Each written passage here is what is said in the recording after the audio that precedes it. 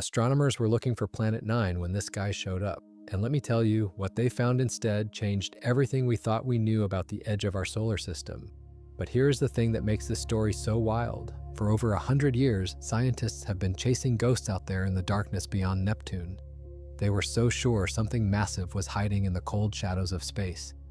They built bigger telescopes, they ran complex computer models, they searched and searched and searched. And then, when they finally got close to answers, something unexpected appeared. Something that nobody saw coming. So what exactly is lurking out there at the edge of everything we know? And why has it taken so long to find it? That is exactly what we are going to explore tonight. Get comfortable, because this journey is going to take us to the very limits of our solar system and beyond. Let us start at the beginning. Way back in 1846, astronomers made one of the most amazing discoveries in the history of space science. They found the planet Neptune. But here's what makes that discovery so special. They did not stumble upon it by accident. They actually predicted where it would be before anyone ever saw it through a telescope. You see, astronomers had been watching the planet Uranus for years, and something strange was happening. Uranus was not moving the way it should have been moving.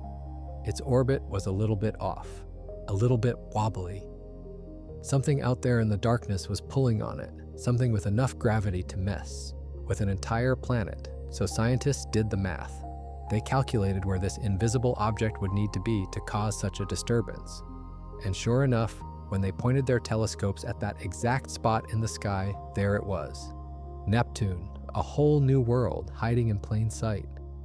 This was a huge moment. It proved that the laws of physics were so reliable that you could actually discover planets just by doing math. You did not even need to see them first. You could predict them, and this got people thinking. If Neptune was out there all along, what else might be hiding in the darkness? Almost immediately, astronomers started wondering if there was another planet even farther out. After all, Neptune had been affecting the orbit of Uranus. Maybe something even bigger was affecting Neptune. The hunt for a mysterious Planet X had begun. Fast forward to 1930. A young astronomer named Clyde Tombaugh was working at Lowell Observatory in Arizona. He had been hired specifically to find this elusive Planet X that everyone was talking about. Night after night, he would take photographs of the sky. Then he would compare them, looking for anything that moved against the fixed background of stars. And then, on February 18, 1930, he found it. A tiny speck of light that was slowly drifting through the constellation Gemini. It was not a star, it was something else, something new. The world went absolutely crazy. Headlines everywhere declared that a ninth planet had been discovered.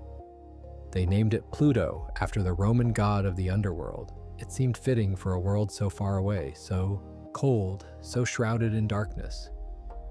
For 76 years, every textbook, every classroom, every poster of the solar system included Pluto as the ninth planet. But here's where things start to get interesting. From the very beginning, something about Pluto did not add up. The original Planet X that astronomers were looking for was supposed to be massive, big enough to tug on Neptune the way Neptune had tugged on Uranus. But as scientists learned more about Pluto, they realized it was actually tiny. At first, people thought Pluto might be as big as Earth. Then estimates got smaller and smaller and smaller. By the time modern telescopes got a good look at it, we knew that Pluto was actually smaller than our own moon, way too small to be pulling on Neptune in any meaningful way. This created a mystery. If Pluto was not the Planet X that everyone had been searching for, then what was? Was there something else out there, even farther away, even harder to see? Or had the original observations of Neptune being tugged by something been wrong all along? For decades, this question lingered in the background of astronomy. Some scientists kept looking for more planets beyond Neptune. Others decided that the whole Planet X idea was probably just a mistake, but the mystery never fully went away. Then came the 1990s, and everything changed again. In 1992, two astronomers named Dave Jewett and Jane Liu were searching the outer solar system with a telescope in Hawaii. They were not looking for a planet exactly. They were looking for something else. Something that had been predicted to exist, but had never been seen. You see, scientists had long wondered where comets come from. These icy visitors that streak through our inner solar system with their beautiful glowing tails have to come from somewhere, and they cannot last forever. Every time a comet swings close to the sun, it loses a little bit of ice. Eventually, it would evaporate completely. So if comets are constantly being destroyed, but we keep seeing new ones, there must be some kind of reservoir out there. Some place where new comets are stored, waiting to be sent our way. Astronomers called this hypothetical region the Kuiper Belt, named after a scientist who had predicted its existence back in the 1950s. And that is exactly what Jewett and Liu found, a small, icy object orbiting the sun way out beyond Neptune.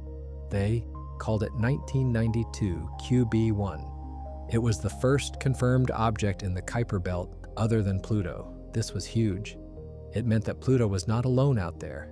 It was just one member of a much larger population of icy bodies circling the sun in the frozen reaches of space. Over the next few years, astronomers discovered hundreds more of these objects, then thousands. The Kuiper Belt turned out to be massive. It extends from about 30 astronomical units from the sun all the way out to 50 or more. To put that in perspective, 1 astronomical unit is the distance from Earth to the sun. So we are talking about a region that is incredibly far away and incredibly large. And these Kuiper Belt objects come in all sizes. Some are just a few miles across. Others are hundreds of miles wide. Some even have their own moons. It was like discovering a whole new neighborhood of the solar system that nobody knew existed. But among all these discoveries, some objects stood out as particularly strange. And that brings us to 2003, when things got really weird. That year, a team of astronomers led by Mike Brown at the California Institute of Technology made a discovery that would shake up the astronomical world. They found an object that was later named Sedna. Now, Sedna was not just another Kuiper Belt object. Its orbit was unlike anything anyone had ever seen. Most Kuiper Belt objects orbit relatively close to Neptune. Their paths might be a bit oval-shaped, but they still stay in the general neighborhood of the outer planets. Sedna was different. Its closest approach to the sun, what astronomers call perihelion, was about 76 astronomical units away. That is more than twice the distance of Neptune, and its farthest point from the sun, nearly 1,000 astronomical units. It takes Sedna over 12,000 years to complete just one trip around the sun. This orbit made no sense.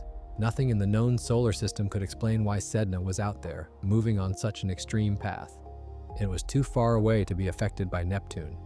Too close to be part of the Oort cloud, a distant shell of comets even farther out. Sedna existed in a kind of no man's land, and nobody knew how it got there.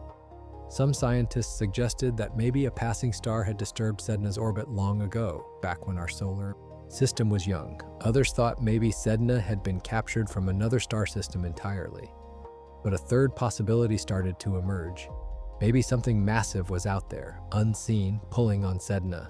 Maybe the long-sought Planet X was real after all. The mystery deepened in 2012 when astronomers discovered another object with a similar bizarre orbit. They called it 2012 VP113. Like Sedna, it never came closer to the sun than about 80 astronomical units. Like Sedna, it had an extremely elongated path that took thousands of years to complete. 2 weird orbits might have been a coincidence. But the astronomers who found the second object noticed something else. The orbits of Sedna and 2012 VP113 seemed to be aligned in a peculiar way. They were both pointing in roughly the same direction in space. That seemed very strange. Think about it like this. If you had a bunch of toy cars rolling around on a table and they were just moving randomly, their paths would point in all different directions. But if something was pushing them or pulling them, you might see them start to line up. Their paths would cluster together. That is exactly what Chad Trujillo and Scott Shepard, the astronomers who discovered 2012 VP113, suggested might be happening. In a paper published in 2014, they proposed that a large, undiscovered planet might be shepherding these distant objects, keeping their orbits aligned through its gravitational influence. The idea was intriguing, but it was still just a hypothesis. There were other possible explanations. Maybe the alignment was just a coincidence. Maybe there were observational biases that made it look like the objects were clustered when they really were not. The scientific community was interested but skeptical. Then came January 20th, 2016. And that is when everything changed. On that day, two astronomers at Caltech named Konstantin Batygin and Mike Brown published a paper that would set the astronomical world on fire. They had been studying the orbits of the most distant known objects in the solar system, and what they found was remarkable.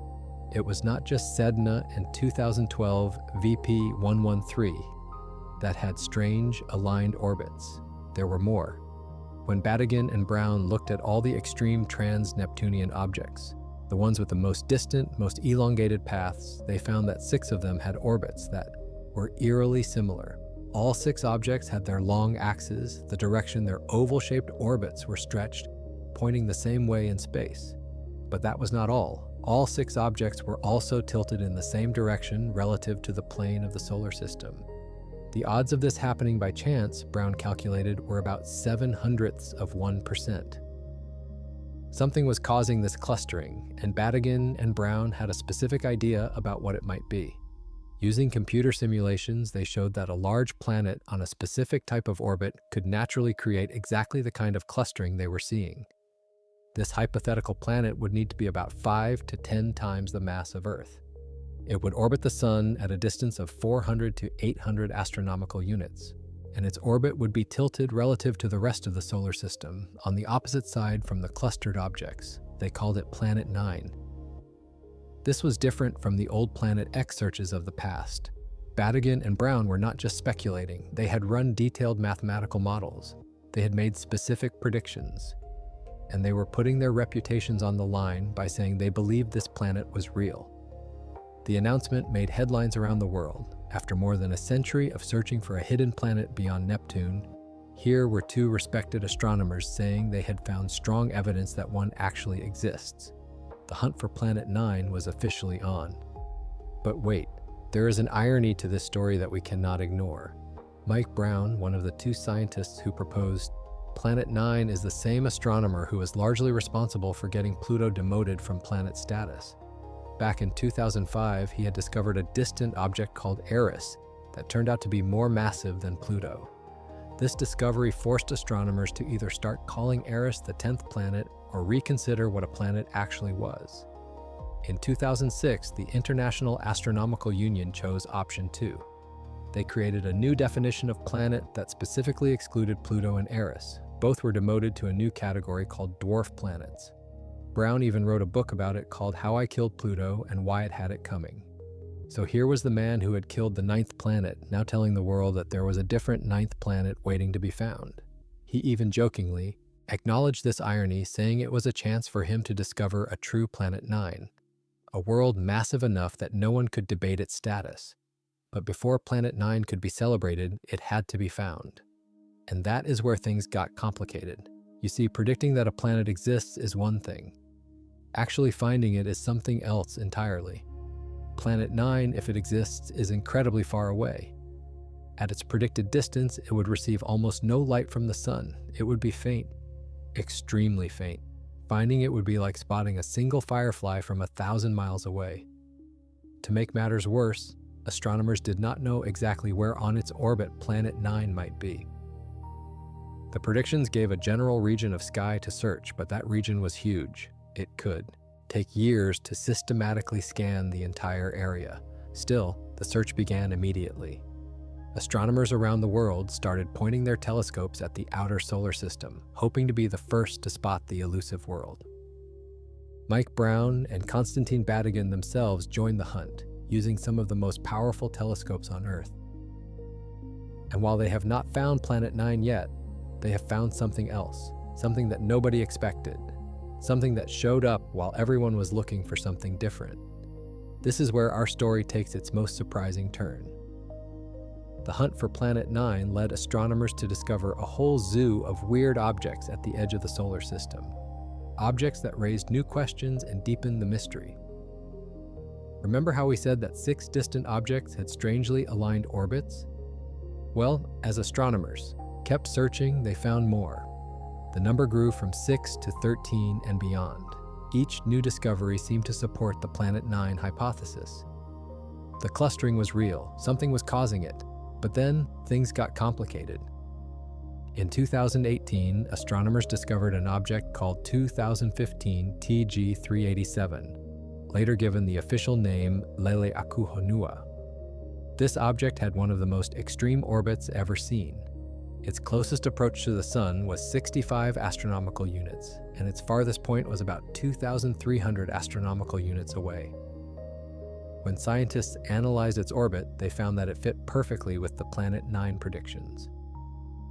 If Planet 9 existed in the location that Batygin and Brown had calculated, it would naturally produce exactly the kind of orbit that Leleakuhonua has. This was strong support for the Planet 9 hypothesis. But then came 2023, and that is when this guy showed up. Astronomers using the Subaru telescope in Hawaii discovered a new object designated 2023 KQ-14. They nicknamed it Ammonite. And this object was different from the others in a very important way. Like Sedna and the other extreme trans-Neptunian objects, Ammonite had a distant, elongated orbit. Its closest approach to the Sun was about 66 astronomical units. But here's the twist. Unlike the other objects that seemed to cluster together, Ammonite's orbit pointed in a completely different direction. If Planet 9 was really out there, shepherding all these distant objects into aligned orbits, then why was Ammonite's orbit so different? Computer simulations suggested that a planet in the predicted location would likely have ejected an object on Ammonite's orbit long ago. It should not exist. This was puzzling. Ammonite's discovery did not necessarily disprove Planet 9. There were possible explanations. Maybe Ammonite had only recently entered this region of space, kicked in from somewhere else by passing stars or the gravitational pull of the entire galaxy. But it definitely complicated the picture. And Ammonite was not the only surprising discovery. In 2025, astronomers announced finding another object called 2017 of 201. This one had an even more extreme orbit, and it too failed to fit neatly into the Planet 9 predictions. The scientific community was left scratching their heads. The evidence for Planet 9 was strong. The clustering of orbits was real and statistically significant. But these new outliers were raising doubts. Was Planet 9 really out there? Or was something else going on? This is the current state of the mystery. We have strong mathematical evidence suggesting that a large planet exists in the outer solar system. We have multiple objects with aligned orbits that seem to demand an explanation. But we also have objects that do not fit the pattern, and we still have not actually seen Planet 9 with our own eyes. So what happens next? How do we solve this puzzle once and for all? The answer lies in a remarkable new telescope that is just coming online in Chile. It is called the Vera C. Rubin Observatory, and it might be the key to everything. The Vera C. Rubin Observatory is named after a famous astronomer who made groundbreaking discoveries about dark matter. And this telescope is going to change everything we know about the solar system. Here's what makes it so special. Most telescopes are designed to zoom in on specific targets. You point them at a star or a galaxy, and you get a really detailed picture of that one thing. But the Rubin Observatory is different. It is designed to look at the entire sky over and over again, night after night. The telescope has the largest digital camera ever built for astronomy. It can capture images at 3.2 gigapixels, which is absolutely massive. And every single night, it is going to photograph almost the entire southern sky. Then it will do it again the next night and the next, for 10 years straight. This creates what astronomers call a movie of the sky. By comparing images taken on different nights, computers can automatically detect anything that moves or changes. A new supernova exploding in a distant galaxy?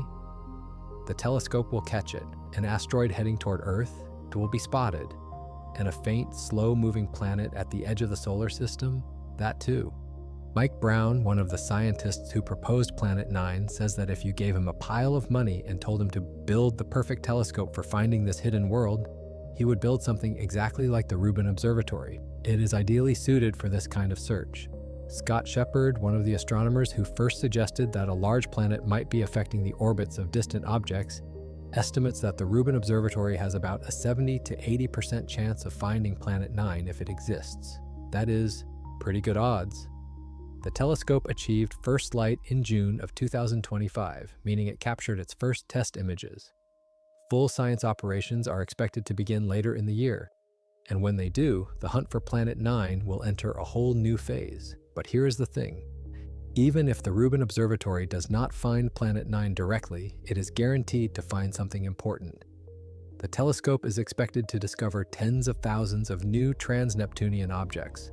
That is 10 times more than we know about today. Each of these new objects will give us more data, more orbits to analyze, more clues about what is really going on in the outer solar system. Whether Planet 9 exists or not, we are about to learn a huge amount about this mysterious region of space. And that brings us to a bigger question. What would it mean if Planet 9 is real? Think about it. We have been studying our solar system for centuries. We have sent spacecraft to every planet. We have mapped the asteroid belt and the Kuiper Belt. We thought we knew the basic layout of our cosmic neighborhood. But if there is a planet 5 to 10 times the mass of Earth out there that we have never seen, that changes everything. It means the solar system is bigger and stranger than we imagined. It means there is still so much to discover, even in our own backyard. Planet 9 would also help solve one of the strangest puzzles about our solar system. You see, when astronomers look at other star systems, they find that certain types of planets are incredibly common. The most common type in the galaxy seems to be what scientists call super-Earths, or mini-Neptunes. These are planets bigger than Earth, but smaller than Neptune. Here's the weird thing. Our solar system does not have any of these. We have 4 small, rocky planets on the inside. Then we have 4 giant planets on the outside, but nothing in between. No super-Earths, no mini-Neptunes. It has always been a mystery why we are missing this common type of world. Planet 9 would fill that gap perfectly. Based on the predictions, it would be right in the super-Earth or mini-Neptune range. Its existence would make our solar system look a lot more normal compared to what we see around other stars. But there are other explanations. 2. Some scientists have proposed that instead of a planet, there might be a primordial black hole out there. This would be a tiny black hole, smaller than a grapefruit, left over from the very beginning of the universe. It would have enough mass to affect the orbits of distant objects, but would be almost impossible to see. Others have suggested that the clustering of orbits might not be real at all. They argue that observational biases could be making us see patterns where none exist. When you only look at certain parts of the sky at certain times of year, you might discover objects that seem to cluster together even if the actual population is randomly distributed.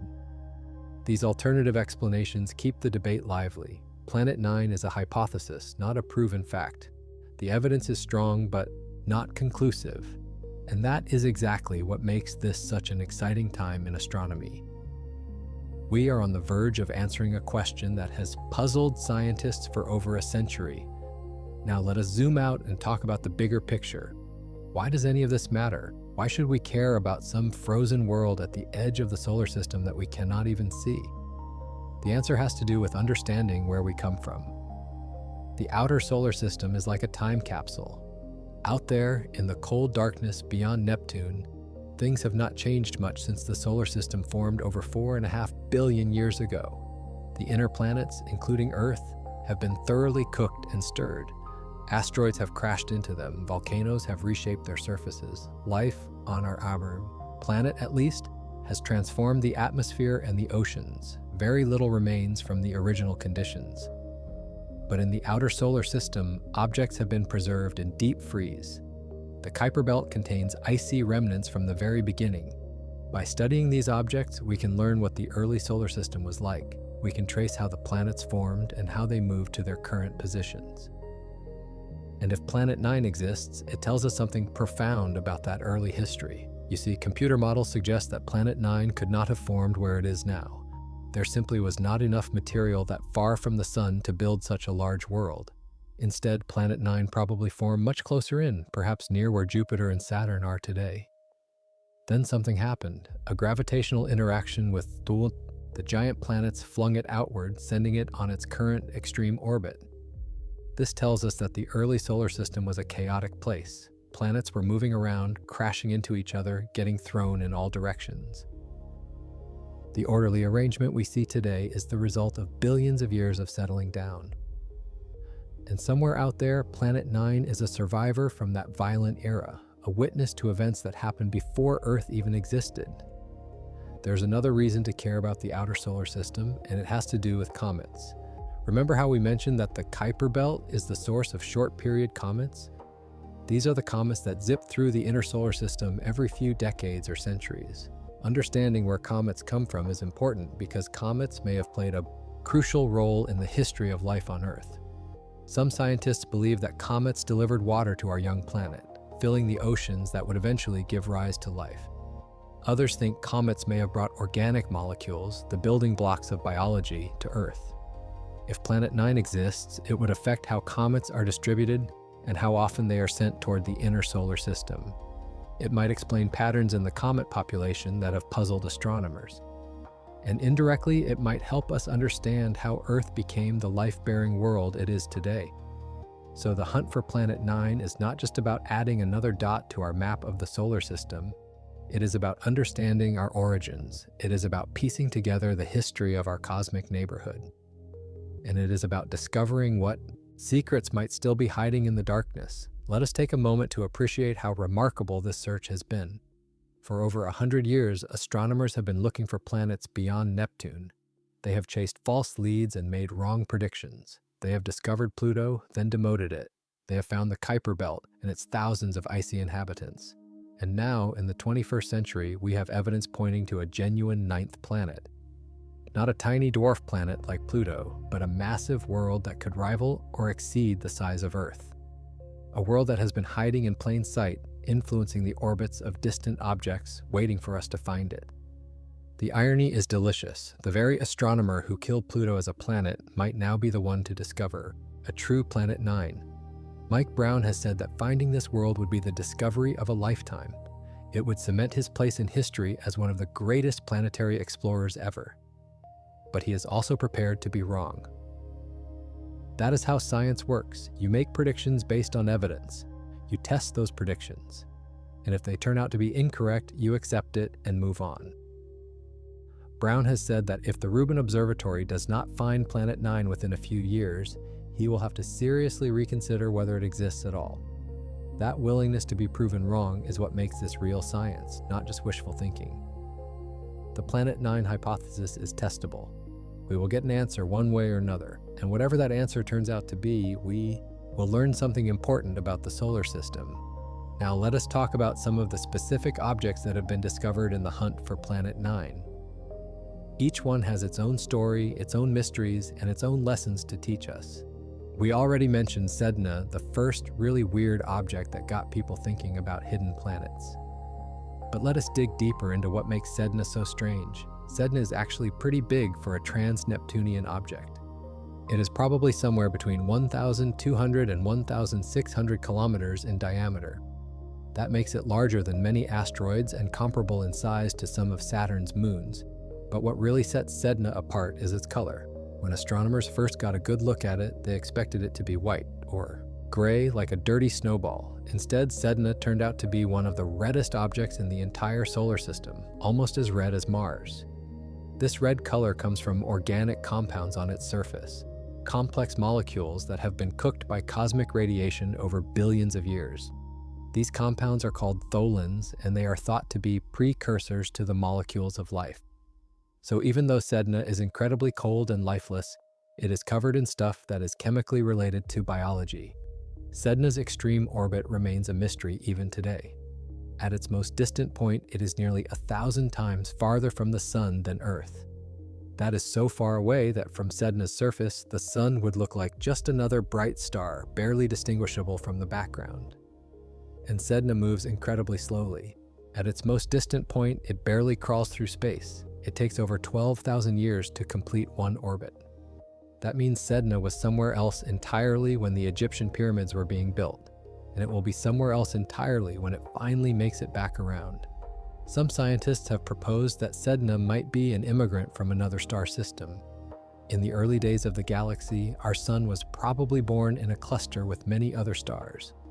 Gravitational interactions between stars in this birth cluster could have stolen objects from other systems, adding them to our own. Sedna might be one of these cosmic refugees. Then there is 2012 VP113, the second object with a Sedna-like orbit. This one is smaller than Sedna, probably only a few hundred kilometers across, but its orbit is just as extreme, taking about 4,200 years to complete. When Chad Trujillo and Scott Shepard discovered this object, they noticed something interesting. The argument of perihelion, a technical term that describes the orientation of an orbit, was similar for both Sedna and this new object. This suggested that something was keeping their orbits aligned. That was the first real hint that there might be a large planet out there influencing these distant bodies.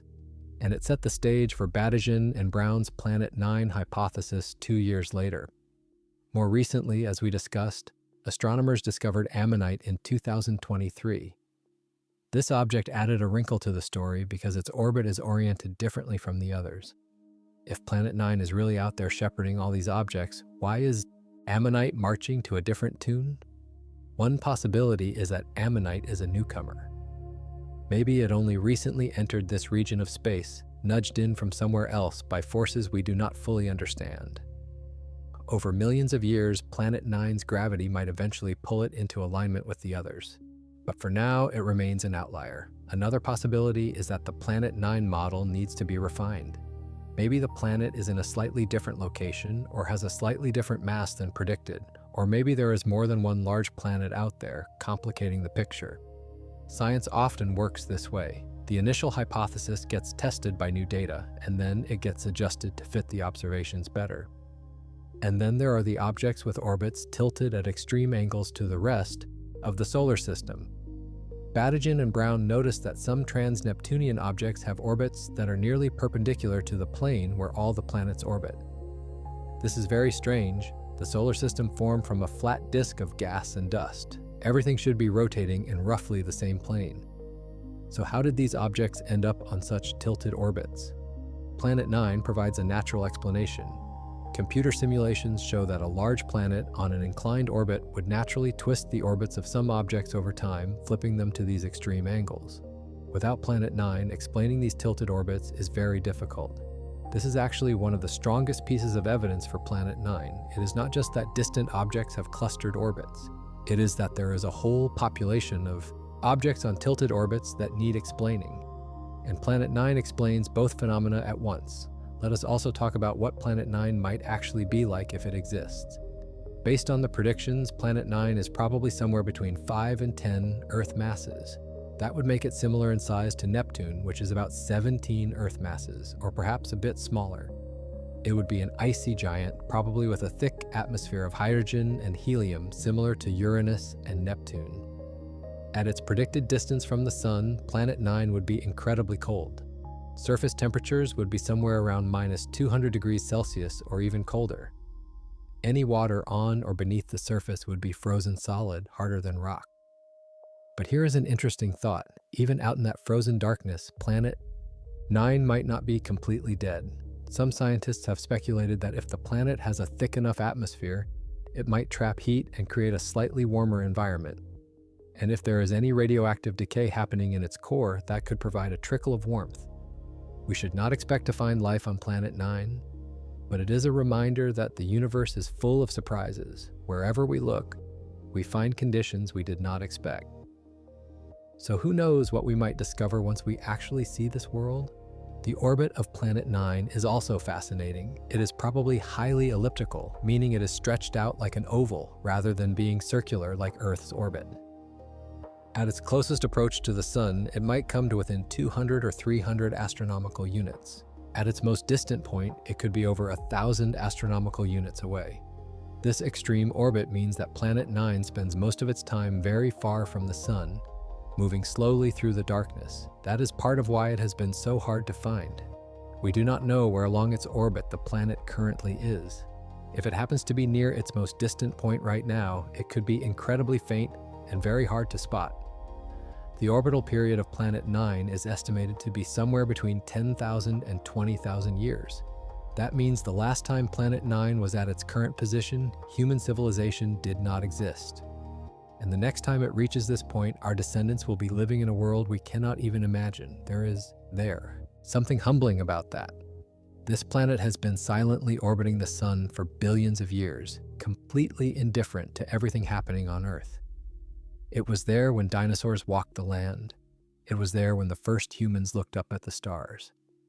And it will be there long after we are gone, continuing its lonely journey through the void. Now let us address some of the criticism and skepticism around the Planet 9 hypothesis.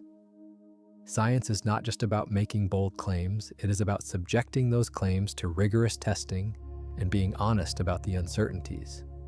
One of the main criticisms is that the observed clustering of orbits might be an illusion. When astronomers search for distant objects, they can only look at certain parts of the sky at certain times of year using certain telescopes. This creates what scientists call selection bias. Imagine you're trying to count birds in a forest, but you can only look through a few small windows. You might see a lot of birds clustered near those windows and conclude that birds like to hang out in those spots. But actually, birds might be distributed evenly throughout the forest. You just cannot see the ones that are not near your windows. Some researchers have argued that the clustering of trans-Neptunian object orbits might be a similar illusion. We find objects in certain directions because that is where we are looking, not because those are the only places where objects exist. Batygin and Brown have responded to this criticism with detailed statistical analyses. They argue that even after accounting for observational biases, the clustering is still significant. But other astronomers have done their own analyses and reached different conclusions. The debate continues. Another criticism is that we still have not found Planet 9 directly, despite years of searching. If it is really out there, why have our best telescopes not spotted it yet? The answer is that Planet 9, if it exists, is probably in a part of its orbit where it is especially faint and hard to see. The searches so far have ruled out some regions of the sky, but there is still a lot of area to cover. The Rubin Observatory should finally give us a definitive answer. There is also the question of how Planet 9 got to where it is now. As we mentioned, it probably could not have formed that far from the Sun, so it must have been flung outward at some point. But the exact mechanism for this is still debated. Some models suggest that Planet 9 was ejected by Jupiter or Saturn early in the solar system's history. Others propose that it was captured from another star system. Still others suggest that it formed closer to the Sun and then migrated outward over billions of years. Until we find Planet 9 and measure its properties precisely, we cannot be sure which scenario is correct. Despite all these uncertainties, the Planet 9 hypothesis remains the best explanation we have for the observed orbital patterns. It is not proven, but it is well supported by evidence. And that is why so many astronomers are excited about the search. Let us shift gears now and talk about some of the other fascinating things we have learned about the outer solar system in recent years. The hunt for Planet 9 has been a journey of discovery, revealing weird and wonderful objects that challenge our understanding. One of the most remarkable discoveries was an object nicknamed the Goblin, officially designated 2015 TG387, and later named Lelakuhonua. We mentioned it earlier, but it deserves more attention. Lelakuhonua has one of the most extreme orbits of any known object.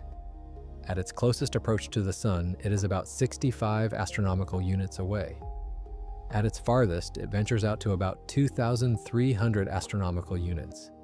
That means when it is at its most distant point, light from the Sun takes over 13 days to reach it. The orbit takes about 40,000 years to complete.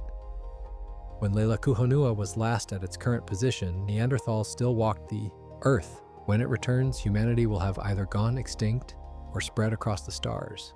The timescales involved are truly mind-bending. What makes Lelakuhonua especially interesting is that its orbit matches the Planet 9 predictions almost perfectly. If you plug the predicted properties of Planet 9 into a computer simulation and let it run, you would get objects with orbits very similar to Lelakuhonua. This was seen as strong support for the hypothesis. There are also the centaurs, a population of objects that orbit between Jupiter and Neptune. These are not trans-Neptunian objects exactly, but they are related. Many centaurs are thought to be former Kuiper Belt objects that were knocked inward by gravitational interactions. The centaurs are interesting because they show us the dynamic, ever-changing nature of the outer solar system. Objects are constantly being nudged, pushed, and pulled by the giant planets. Some fall toward the Sun and become comets. Others get ejected into interstellar space. Nothing out there is static or permanent. Planet 9, if it exists, would add another layer to this cosmic ballet. its gravity would influence the orbits of countless objects, shaping the structure of the outer solar system over millions of years. It would be a major player in a game that has been going on since the dawn of the solar system. And speaking of cosmic timescales, let us think about what the outer solar system looked like billions of years ago. When the sun first formed, it was surrounded by a huge disk of gas and dust called the protoplanetary disk. This disk contained all the raw material that would eventually become planets, moons, asteroids, and comets. Close to the sun, where temperatures were high, only rocky and metallic materials could survive. This is where the inner planets, Mercury, Venus, Earth, and Mars, formed. Further out, beyond what astronomers call the snow line, temperatures were cold enough for ice to exist. This allowed the giant planets Jupiter, Saturn, Uranus, and Neptune to form by accumulating huge amounts of gas around rocky, icy cores. But the planets did not stay where they formed. Computer simulations suggest that the early solar system was much more compact than it is today. Uranus and Neptune, in particular, probably formed closer to the sun than they are now. Then something happened. A gravitational instability sent the giant planets careening through the solar system.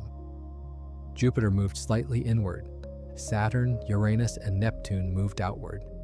Neptune plowed through the original Kuiper Belt, scattering its inhabitants in all directions. Some objects were flung inward and eventually formed the population of centaurs and short-period comets. Others were ejected into the distant reaches of the Oort cloud, and still others were pushed into the extreme orbits we see today among the Sedna-like objects. If Planet 9 exists, it was probably involved in this chaos. It might have formed in the region between Jupiter and Neptune and been kicked outward during the planetary upheaval, or it might have formed even closer to the Sun and been ejected in a separate event. Either way, its current orbit is a fossil record of events that happened over 4 billion years ago. Understanding this history is important because it helps us understand how solar systems work in general. We are now discovering planets around other stars at an incredible rate. By understanding how our own solar system evolved, we can better interpret what we see around other stars. For example, some exoplanets have been found on extremely elongated, tilted orbits, similar to what we predict for Planet 9. These might be planets that experience similar gravitational chaos early in their star system's histories. Planet 9 could be a local example of a phenomenon that is common throughout the galaxy. Now let us come back to the present and talk about where the search for Planet 9 stands today. As of mid-2025, Planet 9 has not been found. But the search is more active than ever. The Rubin Observatory is coming online and will soon begin its systematic survey of the sky.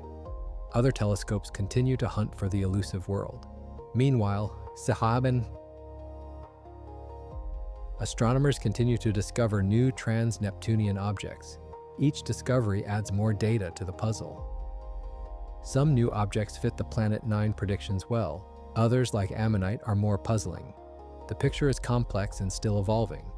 The odds of finding Planet 9 within the next few years are pretty good, assuming it exists. Mike Brown has said that if the Rubin Observatory does not find it within its first few years of operation, he will start to have serious doubts about the hypothesis. But even if Planet 9 turns out not to exist, the search will have been worthwhile. We have learned so much about the outer solar system along the way. We have discovered dozens of new objects, each with its own story. We have developed new techniques for analyzing orbital data, and we have pushed the boundaries of what telescopes can do. That is the beauty of science.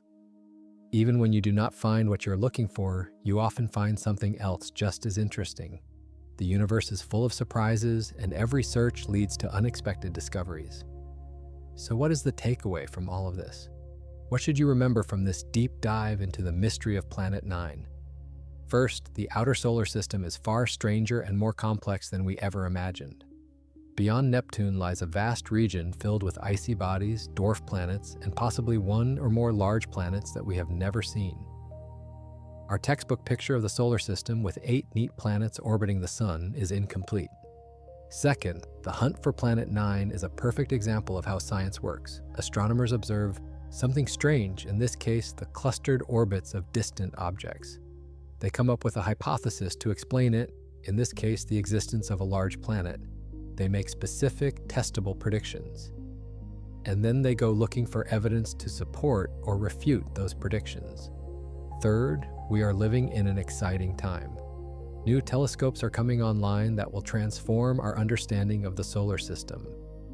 Within the next few years, we will either find Planet 9 or rule out its existence. Either way, we will learn something profound about our cosmic neighborhood. And finally, there is still so much to discover. Even in our own solar system, after centuries of study, there are mysteries waiting to be solved. If we can be surprised by what lurks at the edge of our own cosmic backyard, imagine what surprises await us among the stars. The story of Planet 9 is ultimately a story about human curiosity. For over 100 years, astronomers have been drawn to the mystery of what lies beyond Neptune. They have followed leads, made mistakes, and persevered through disappointments. And now they stand on the verge of either a historic discovery or a humbling realization that the universe had other plans. Whatever the outcome, the search itself has been an adventure. It has taken us from the comfortable confines of the inner solar system to the frozen edge of everything we know. It has introduced us to bizarre worlds with names like Sedna and Liliakuhonua and Ammonite. And it has reminded us that even in an age of advanced technology, there are still frontiers to explore.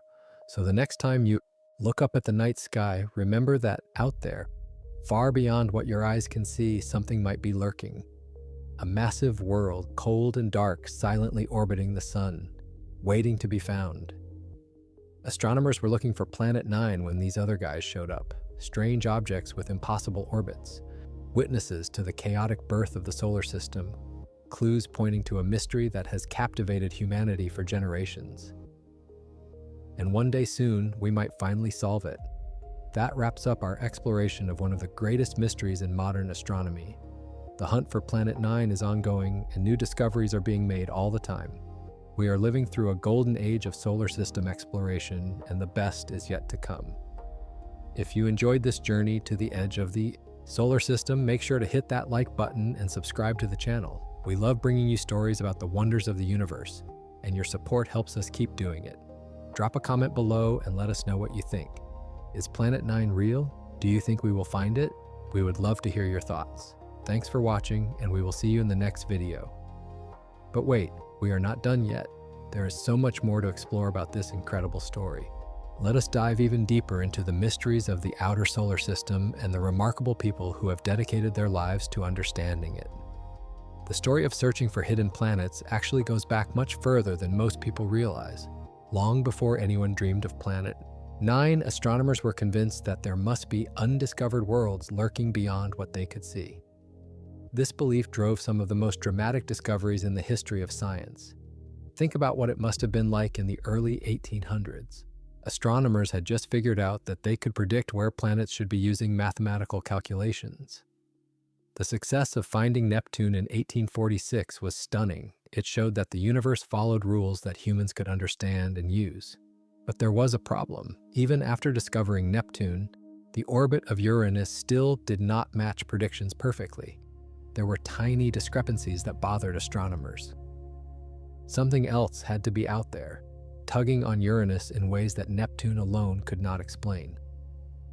This led to decades of searching for what people called Planet X. The term X was not meant to be mysterious or spooky. It was simply a mathematical placeholder, like the X in algebra that represents an unknown value. Scientists knew something was there, they just did not know what. One of the most famous planet hunters was a man named Percival Lowell. He was a wealthy American businessman who became obsessed with astronomy. In the late 1800s, he built an observatory in Arizona specifically to search for Planet X. Lowell spent years calculating where he thought Planet X should be based on the wobbles in Uranus's orbit. He organized systematic searches of the sky. But despite his best efforts, he never found the planet. He died in 1916, still convinced that Planet X was out there waiting to be discovered. The irony is that Lowell Observatory eventually did find something beyond Neptune. But it was not what Lowell had predicted. In 1930, a young astronomer named Clyde Tombaugh discovered Pluto while working at Lowell's observatory. The world celebrated the discovery of a ninth planet, but as we know now, Pluto was far too small to cause the wobbles that had started the whole search. In fact, later measurements showed that the original calculations of Uranus's orbit had been slightly wrong. There never were any unexplained perturbations. The whole Planet X hypothesis, at least in its original form, was based on faulty data. This is a humbling reminder of how science can go wrong even when scientists are being careful. The math was correct, the logic was sound. But the initial observations were not quite accurate enough, and that sent astronomers chasing a ghost for decades. Now, you might wonder why this matters for the Planet 9 story. The answer is that history sometimes repeats itself. Some critics have pointed out that the Planet 9 hypothesis also relies on interpreting small signals in observational data. What if we are making a similar mistake today? This is a legitimate concern, and serious astronomers take it seriously. The difference is that we have much better data today than astronomers had 100 years ago. We have more powerful telescopes. We have computer simulations that can model the outer solar system in incredible detail. And we have statistical tools that can distinguish real signals from noise. Still, the history of Planet X is a cautionary tale. It reminds us to be humble about what we think we know. The universe has a way of surprising us. Let us talk more about the specific evidence for Planet 9. What exactly have astronomers observed that makes them think a large planet is out there? The first line of evidence is the clustering of extreme trans-Neptunian object orbits. We have talked about this already, but let us go deeper into the details. When astronomers describe the orbit of an object, they use several different numbers. One is the semi-major axis, which tells you how far away the object is on average.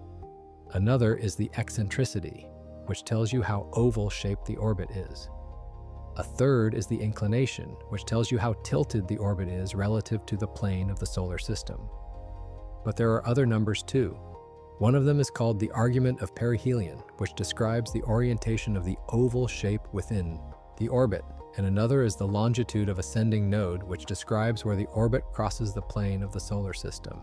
When Batygin and Brown looked at the extreme trans-Neptunian objects, they found that several of these orbital parameters were clustered.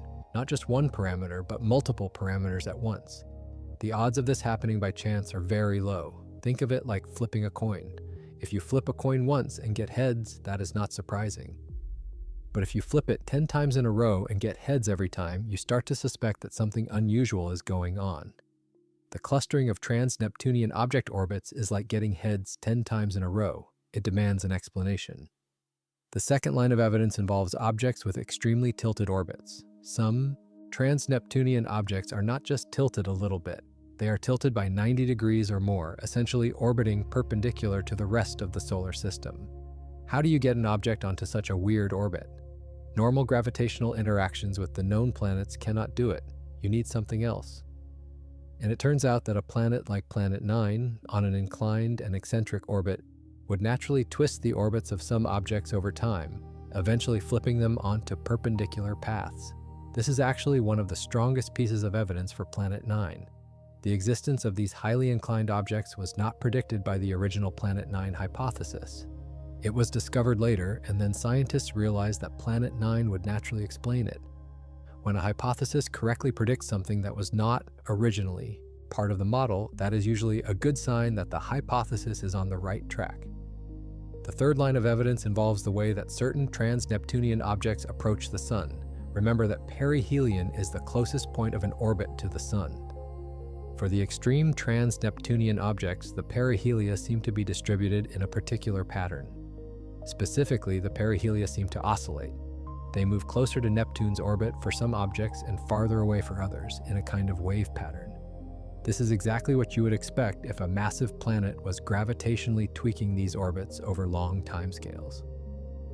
Mike Brown has described this as one of the most convincing pieces of evidence. It was not something they predicted from the start, it was something they noticed in the data, and then realized that Planet 9 would naturally cause it. Again, when a hypothesis explains unexpected observations, that builds confidence that the hypothesis might be correct. The fourth line of evidence is more subtle and involves the overall tilt of the solar system. The Sun spins on an axis, and that axis is slightly tilted relative to the plane where the planets orbit. This tilt is about 6 degrees. For a long time, this tilt was a minor mystery. Why should the Sun be tilted at all? One possibility is that the solar system formed with this tilt baked in. But another possibility is that something has been gradually tilting the planets over time.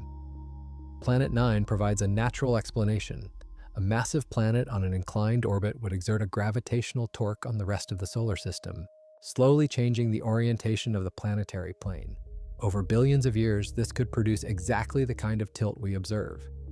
This is a very indirect piece of evidence, and there are other possible explanations for the sun's tilt. But it is another example of how Planet 9 fits neatly into the big picture of solar system dynamics. Now let us talk about what the actual searches for Planet 9 have looked like. How do you hunt for a planet that might be hundreds of times farther from the sun than Earth?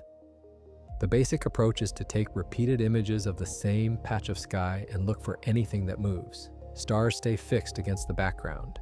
Galaxies stay fixed. But planets move because they are orbiting the sun. The problem is that Planet 9 is incredibly far away. At those distances, it would move very slowly against the background stars. You might need to compare images taken weeks or even months apart to notice any movement. Also, Planet 9 would be very faint.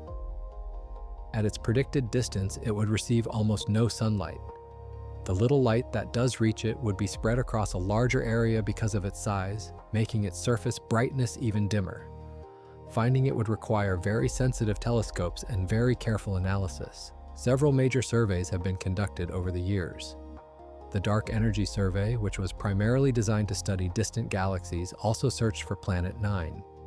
It ruled out some regions of the sky but did not find the planet. The Zwicky Transient Facility, a telescope designed to spot rapidly changing objects in the sky, has also been used in the search. It too has ruled out some possibilities without finding Planet 9.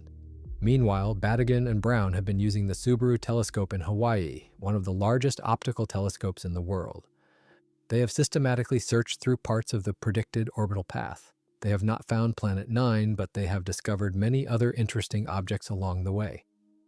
The challenge is that the predicted region of sky is huge. Planet 9 could be almost anywhere along its orbit. And depending on where it is, it could be brighter or fainter, easier or harder to see. The only way to be sure is to search everywhere, which takes time. That is why the Vera C. Rubin Observatory is such a game changer. Instead of pointing at one small patch of sky at a time, it will photograph almost the entire southern sky every few nights. Over its 10-year mission, it will build up an incredibly detailed record of everything in the sky that moves or changes. If Planet 9 exists and is bright enough to see, the Rubin Observatory will find it. And if it does not find Planet 9, that will be strong evidence that either the planet does not exist or it is much fainter than predicted. Let us also talk about some of the alternative explanations that have been proposed instead of Planet 9. Science is all about considering multiple possibilities and testing them against the evidence. One alternative is that there is no Planet 9 at all. The clustering of orbits might be an artifact of observational bias. We only discover objects in certain parts of the sky at certain times using certain techniques. This could create the illusion of clustering even if objects are actually distributed randomly. Several studies have investigated this possibility. Some have concluded that the clustering is real and cannot be explained by bias. Others have concluded the opposite, saying that the data is consistent with a random distribution once you account for where and how we look. This debate is ongoing. The Rubin Observatory will help settle it by discovering many more trans-Neptunian objects across a wider range of the sky. With more data, it will become clearer whether the clustering is real or illusory. Another alternative is that instead of a planet, there might be a primordial black hole out there. Primordial black holes are hypothetical objects that could have formed in the very early universe before stars and galaxies existed. They could be much smaller than the black holes that form from dying stars. A primordial black hole with a mass similar to Planet 9 would have about the same gravitational effects. It would cluster the orbits of distant objects in the same way. But it would be essentially invisible because black holes do not reflect light. This idea is intriguing but hard to test. A primordial black hole that small would be extremely difficult to detect directly. We would have to look for indirect evidence, like flares of light when the black hole eats passing debris. So far, no such evidence has been found. Another alternative is that multiple small planets might be responsible instead of one big planet. Maybe there are several objects out there, each with a few Earth masses working together to produce the observed orbital patterns. This scenario is possible, but seems less likely based on theoretical models. Simulations suggest that a single massive planet does a better job of explaining all the observations than multiple smaller planets would. There have also been suggestions that the strange orbits might be caused by the gravitational influence of the Milky Way galaxy as a whole. As the solar system orbits the center of the galaxy, it experiences tidal forces that could, in principle, affect the orbits of very distant objects. However, calculations suggest that galactic tides are too weak to explain the observed clustering. You would need something more local, like a planet within our own solar system. Finally, some scientists have proposed that our theory of gravity might need to be modified. Maybe the equations we use to predict how objects move are not quite right at very large distances. This is a radical idea, and most astronomers are skeptical, but it is worth considering as part of a complete scientific analysis. For now, the Planet 9 hypothesis remains the most popular explanation among astronomers who have studied the evidence carefully. It is not proven, but it is the simplest theory that explains all the observations at once. Let us take a moment to appreciate the technology that makes this kind of discovery possible. The search for Planet 9 would have been impossible just a few decades ago. We needed advances in several different areas to even have a chance. First, we needed better telescopes. Modern telescopes are much larger and more sensitive than anything available in the past. They can collect more light, which allows them to see fainter objects. Time just ones. The Subaru telescope, for example, has a primary mirror over 8 meters in diameter. That is more than twice the size of the famous Mount Palomar telescope that was cutting edge in the mid-20th century. Second, we needed better detectors. The cameras on modern telescopes use charge-coupled devices, or CCDs, that can capture extremely faint light. These electronic detectors are far more sensitive than the photographic plates that astronomers used in the past. A modern CCD camera can record an image in seconds that would have taken hours to capture on film. Third, we needed powerful computers. Analyzing the data from a modern sky survey requires enormous computational resources. The Rubin Observatory will generate about 20 terabytes of data every night. Processing all that data, comparing images, and identifying moving objects requires sophisticated algorithms running on state-of-the-art hardware. Fourth, we needed advanced software. The techniques for finding faint, slow-moving objects in noisy data have improved dramatically over the years. Machine learning algorithms can now sift through millions of data points and pick out the ones that might be interesting. This makes it possible to search much larger areas of sky much more efficiently. All of these technologies work together. Without any one of them, finding Planet 9 would be essentially impossible. It is a reminder that big discoveries often depend on the accumulated progress of many different fields. Now let us zoom out and think about what the outer solar system tells us about planetary systems in general. Our solar system is just one example among billions. By studying it carefully, we can learn things that apply to planets everywhere. One of the big questions in astronomy is how common different types of planets are. When we look at other star systems, we see planets of all sizes and types. Some stars have hot Jupiters, massive gas giants orbiting incredibly close to their parent stars. Others have tightly packed systems of rocky planets. Still others have long chains of planets in resonant orbits. Our solar system has a particular arrangement: 4 small rocky planets close to the Sun, 4 giant planets farther out, and beyond them a vast population of small icy bodies.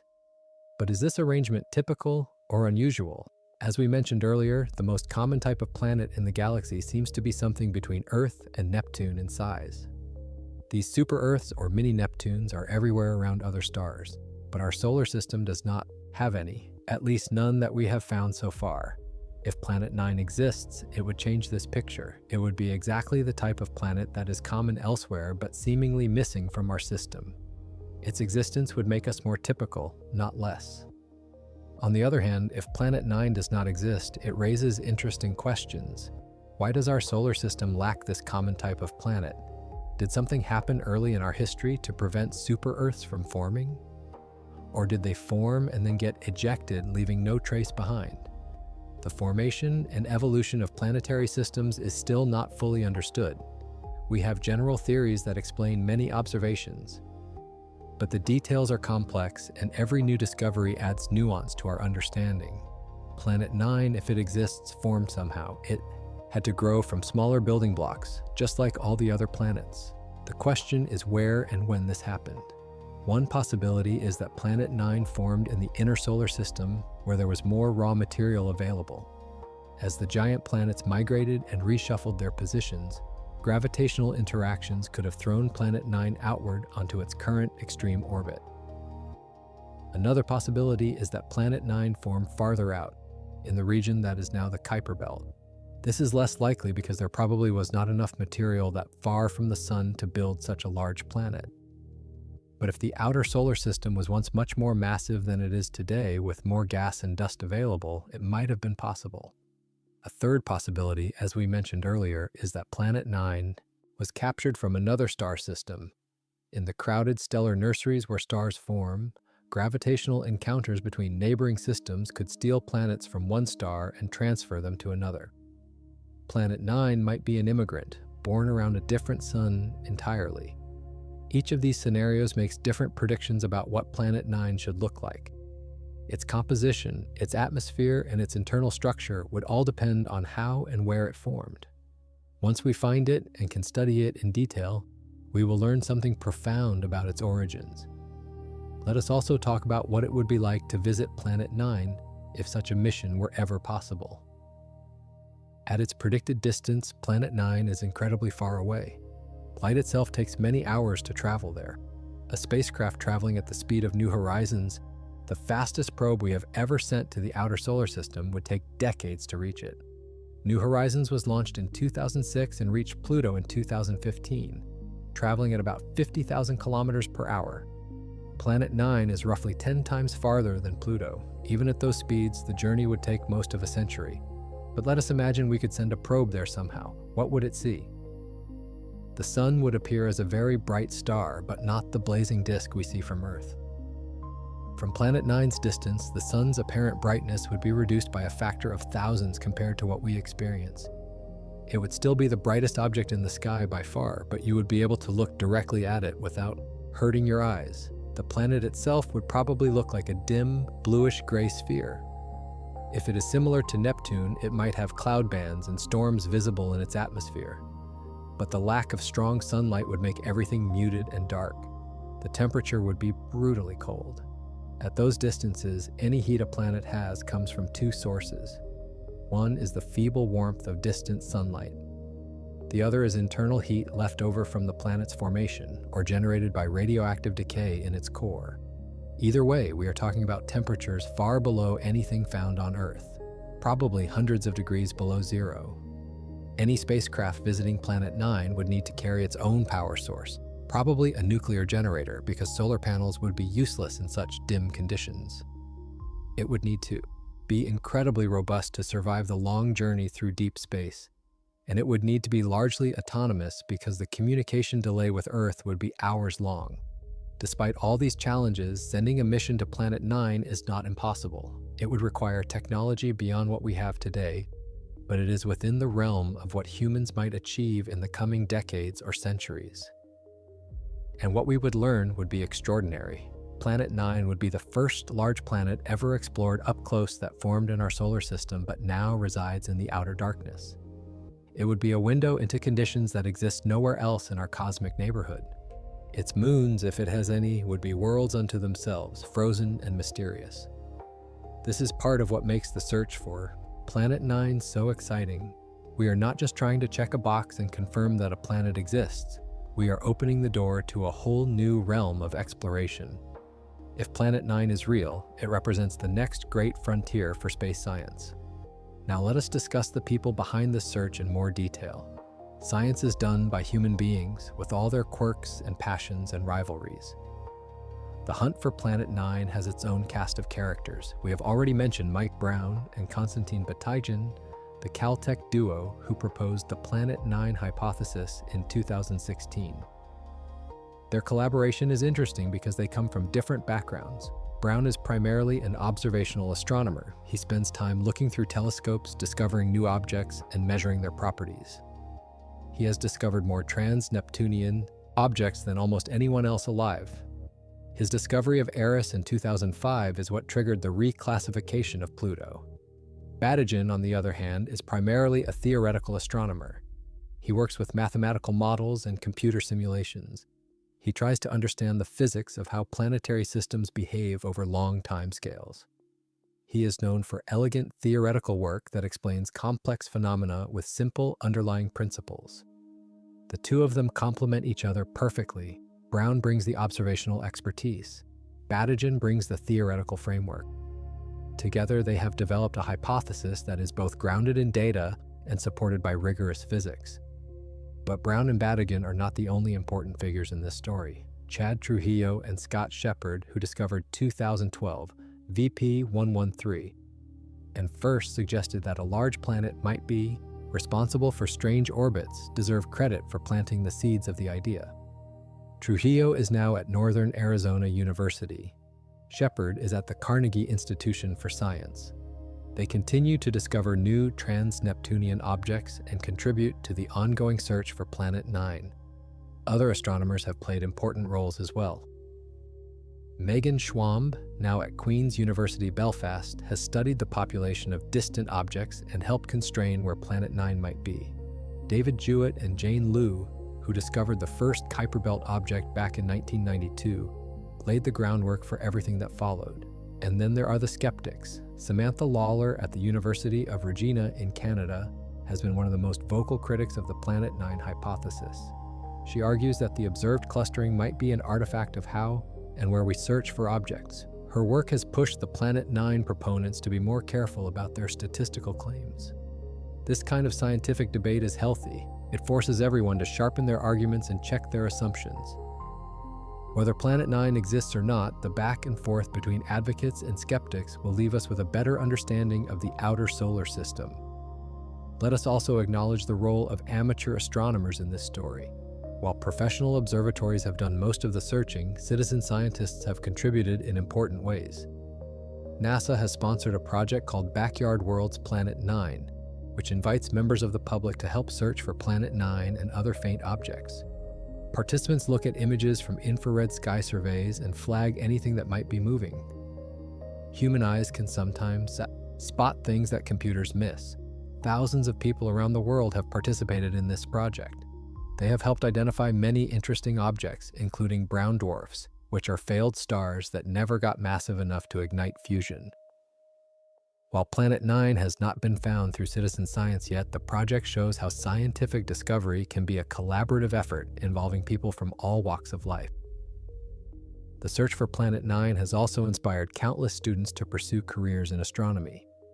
When a potential new planet is announced, young people get excited about space in a way that textbooks alone cannot achieve.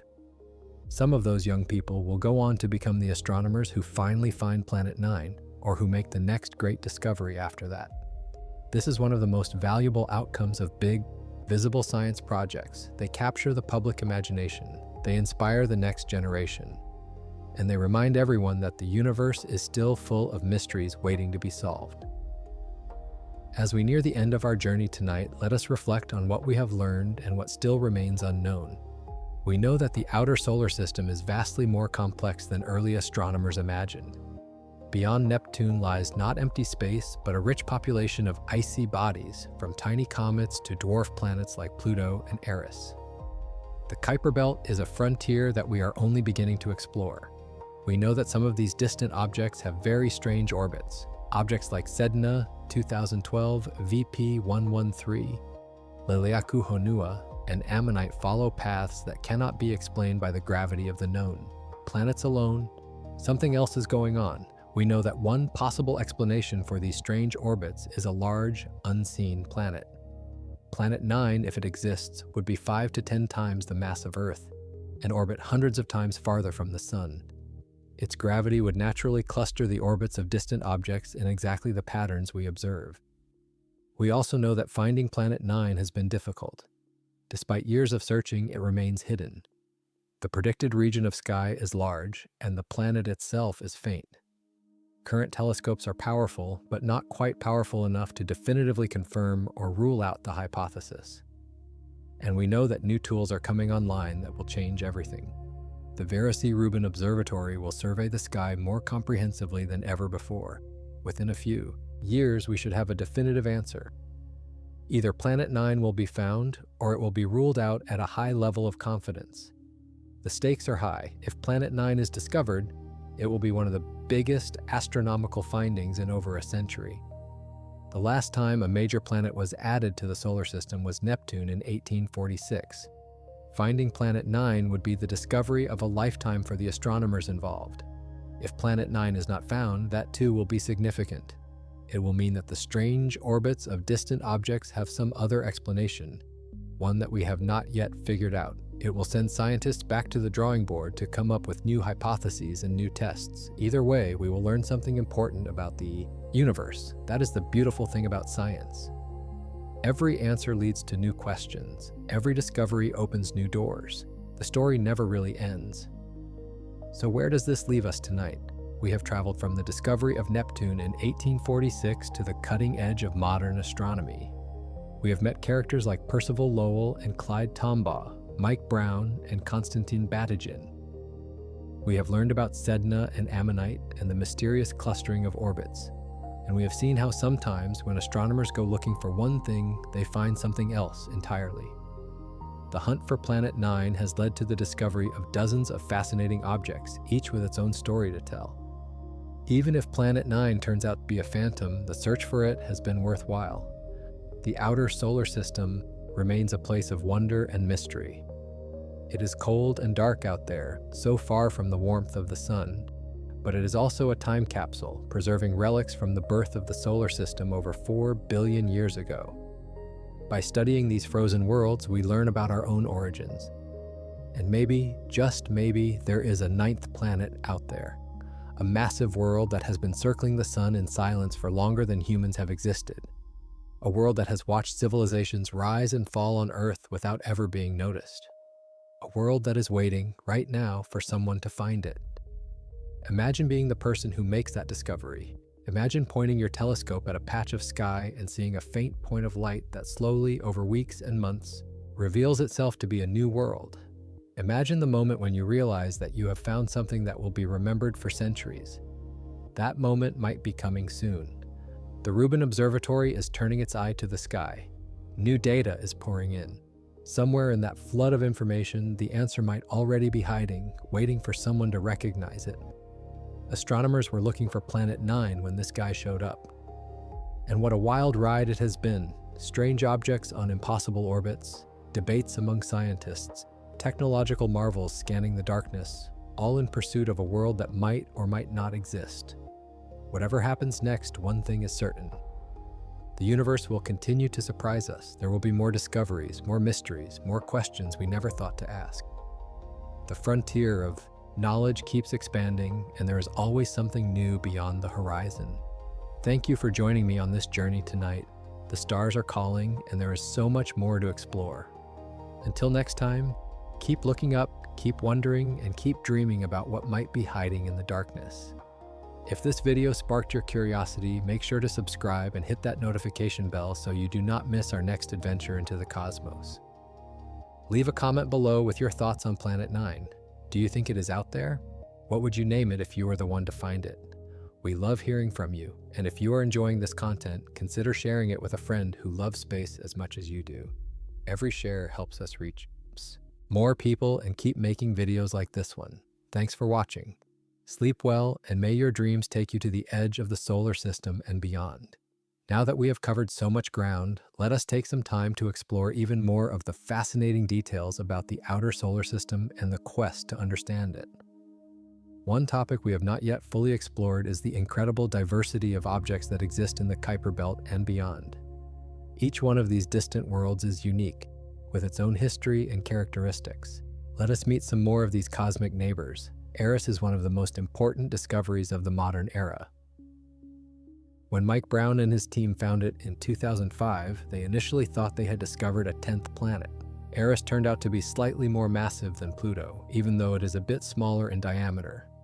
This discovery forced astronomers to confront a difficult question.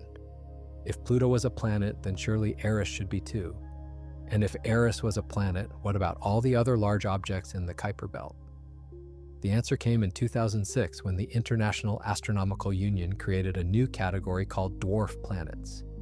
Both Pluto and Eris were classified as dwarf planets, along with several other large objects. This decision remains controversial to this day. Many people, including some scientists, still think of Pluto as a real planet. But the reclassification reflected a deeper understanding of the outer solar system as a place with many large objects, not just one. Eris has a moon called Dysnomia. By watching how Dysnomia orbits Eris, astronomers were able to calculate the mass of the system. This is actually how we know that Eris is more massive than Pluto. Without a moon to study, determining the mass of a distant object is extremely difficult.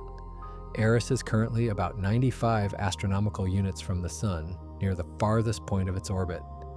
It is so far away that it takes over 500 years to complete one trip around the Sun.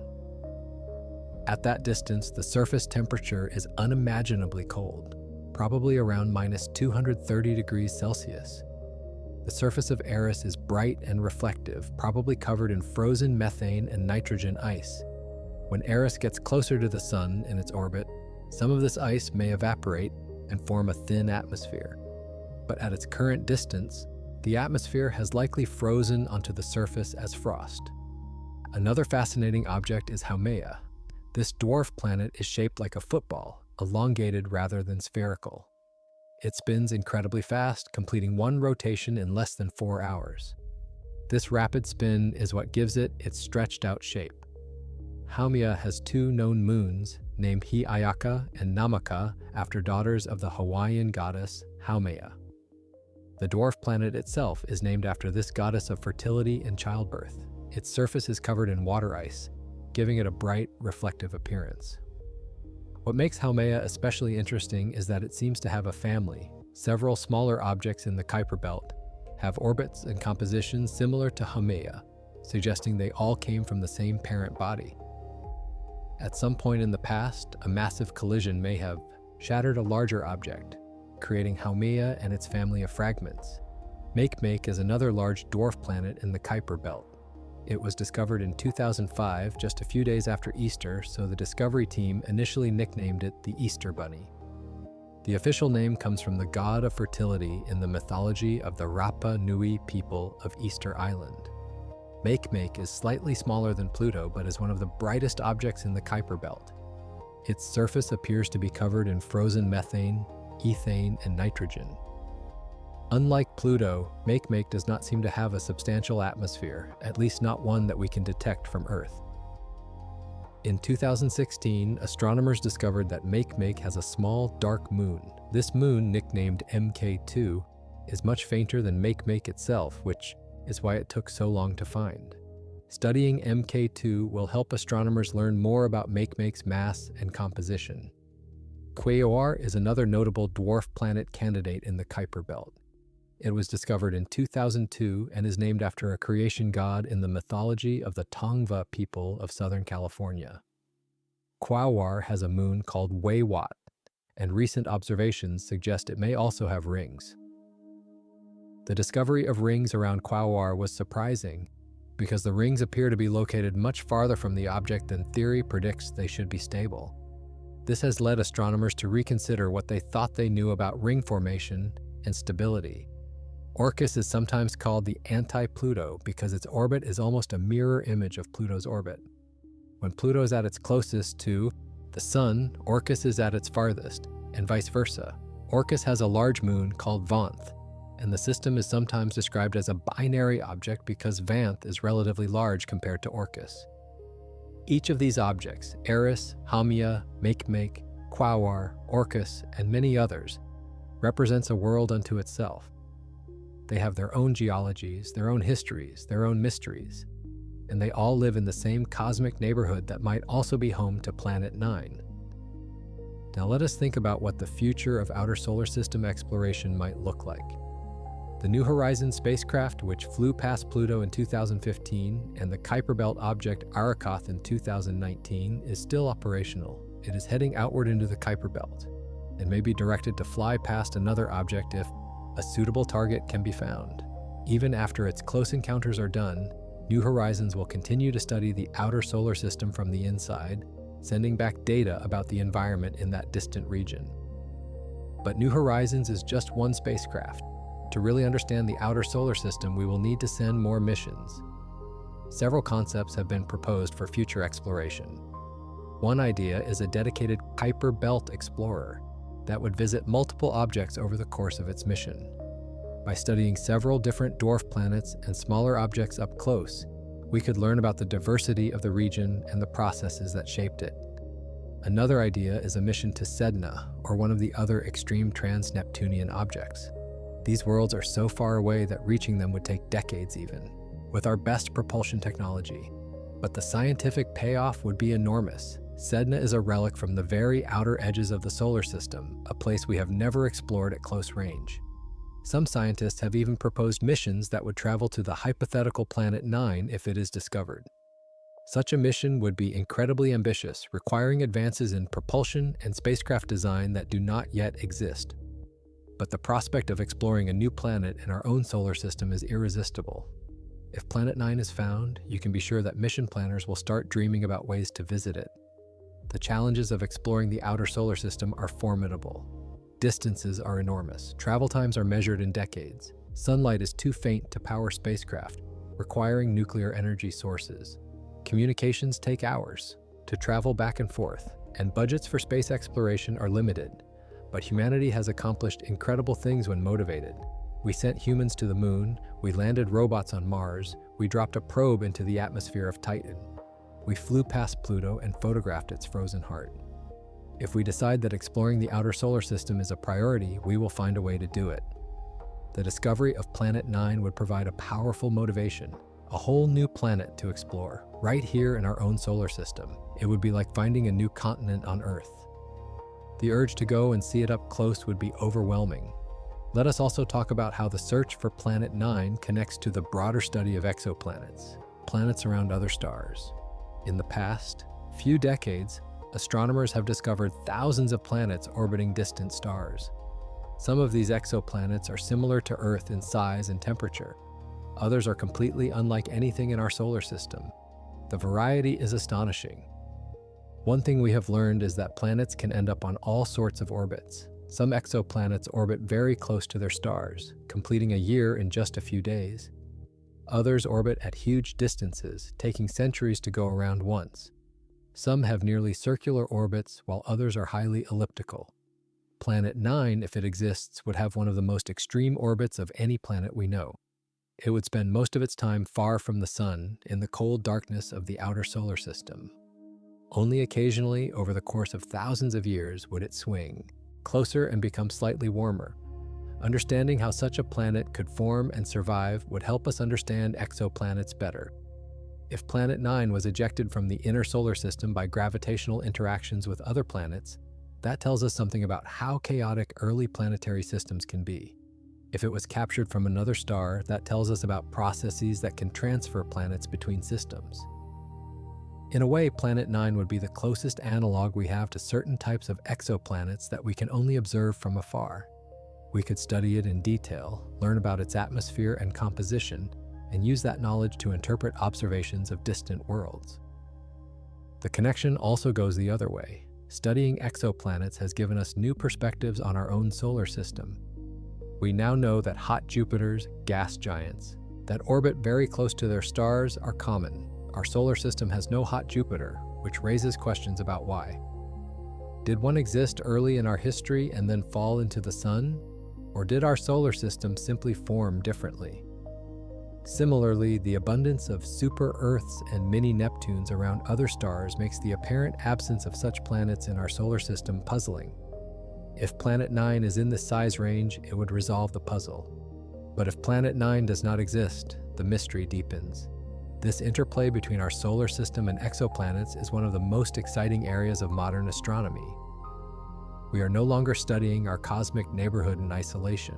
We are comparing it to thousands of other planetary systems, looking for patterns and differences, building a comprehensive picture of how worlds form and evolve. Now let us consider the philosophical implications of all this. What does the existence or non-existence of Planet 9 mean for our understanding of our place in the universe? For most of human history, people believed the cosmos was a small, comprehensible place. The Earth was at the center, surrounded by a sphere of stars that was not so far away. The heavens were fixed and unchanging. Then came the scientific revolution. We learned that the Earth orbits the Sun, that the stars are distant suns, that the universe is vast beyond imagination. Our view of the cosmos expanded dramatically, and yet there was always a sense that we knew the basic layout of our own solar system. We had mapped the major planets, the rest was just details. The discovery of the Kuiper Belt and the possibility of Planet 9 shows that even our local neighborhood is more complex than we realized. There are worlds out there we never suspected. The edge of the solar system is not a boundary, but a frontier, full of unexplored territory. This is both humbling and exciting. Humbling because it reminds us how much we do not know. Exciting because it means there are still discoveries to be made, mysteries to be solved, frontiers to be crossed. In a sense, the search for Planet 9 is a microcosm of the human quest for knowledge. We observe something strange, the clustered orbits of distant objects. We propose an explanation, a hidden planet. We devise tests, surveys, and simulations. And we wait, eagerly but patiently, for the answer.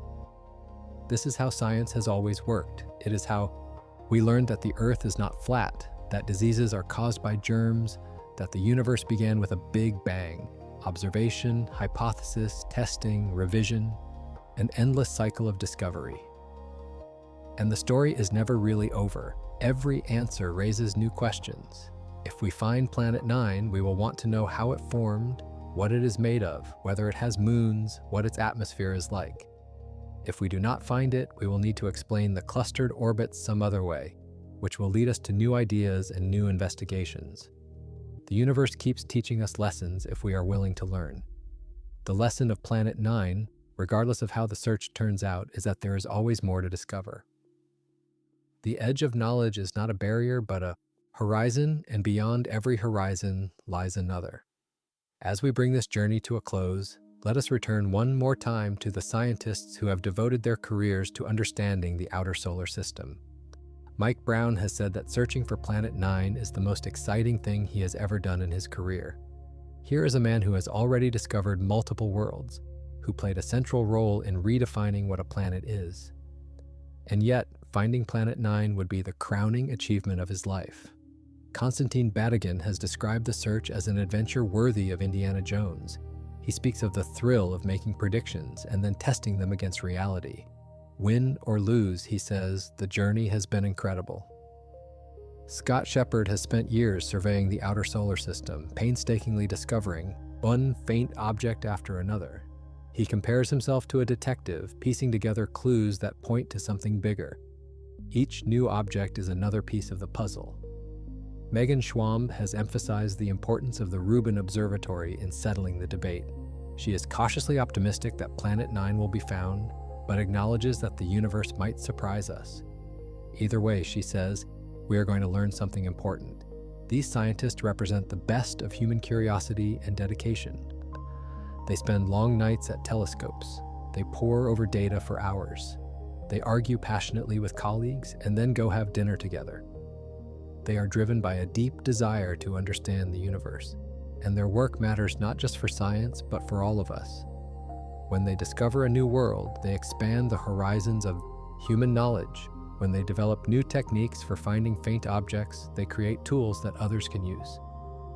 When they share their discoveries with the public, they inspire the next generation of explorers. We are all part of this story. The taxes we pay fund observatories and space missions. The attention we give to science news helps determine what research gets prioritized.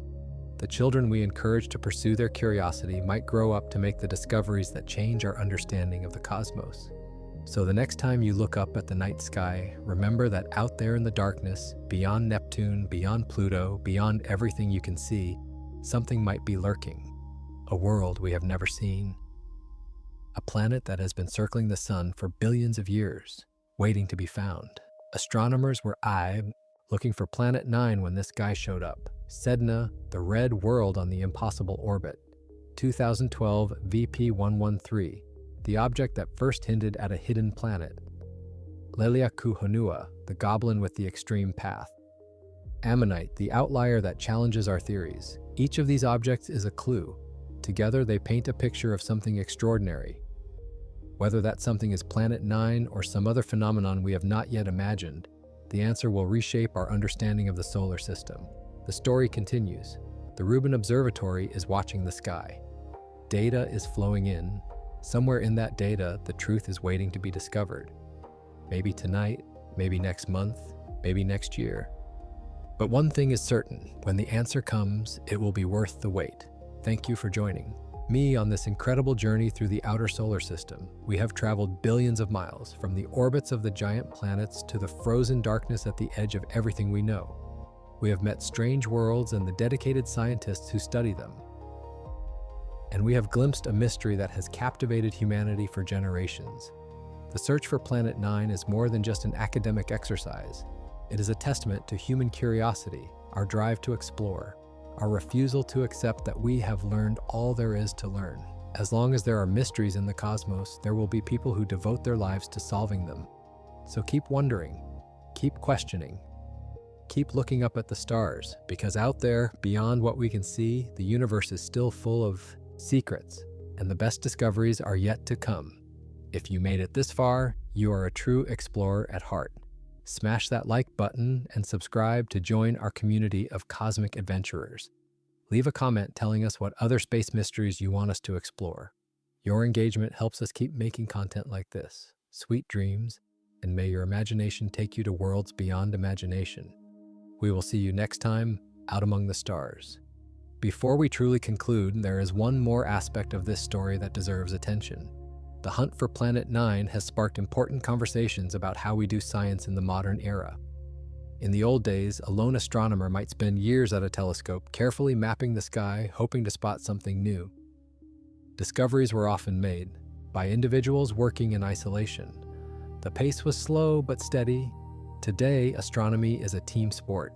The discovery of Planet 9, if it happens, will likely involve data from multiple telescopes, analyzed by teams of researchers using sophisticated computer algorithms. No single person will be able to claim sole credit. The discovery will belong to the entire community. This collaborative approach has pros and cons. On the positive side, it allows us to tackle problems that would be impossible for any individual. The amount of data generated by modern telescopes is simply too vast for any person to review manually. We need computers and teams and international cooperation. On the other hand, the collaborative nature of modern science can sometimes obscure individual contributions. When hundreds of people are involved in a discovery, who gets to go down in history? How do we reward and recognize the creative insights that drive progress? The Planet 9 story actually provides a good example of how this works. Batygin and Brown get credit for developing the hypothesis and making specific predictions. Trujillo and Shepard get credit for noticing the initial orbital alignments that sparked the idea. Many other astronomers have contributed by discovering new objects, running simulations, and critiquing the hypothesis. When Planet 9 is found, assuming it exists, the person who spots it in the data will certainly get recognition. But everyone who contributed along the way will share in the glory. It is a team victory built on decades of cumulative work. This also raises questions about how we communicate science to the public. The Planet 9 hypothesis has received enormous media attention. Every new paper, every new discovered object seems to generate headlines about the mysterious ninth planet. On one hand, this attention is wonderful. It gets people excited about astronomy. It shows that science is an ongoing adventure, not just a collection of dry facts. It inspires young people to pursue careers in research. On the other hand, the media attention can sometimes distort the science. Headlines like "Scientists discover new evidence for Planet 9" make it sound like the case is almost closed, when in reality, the debate is still ongoing. The public may get the impression that Planet 9 has been proven when actually it remains a hypothesis. Scientists have a responsibility to communicate clearly about what they know and what they do not know, but journalists also have a responsibility to report findings accurately without overhyping or oversimplifying. And the public has a responsibility to seek out reliable sources and approach scientific claims with appropriate skepticism. The Planet 9 saga is a case study in how these responsibilities play out in practice.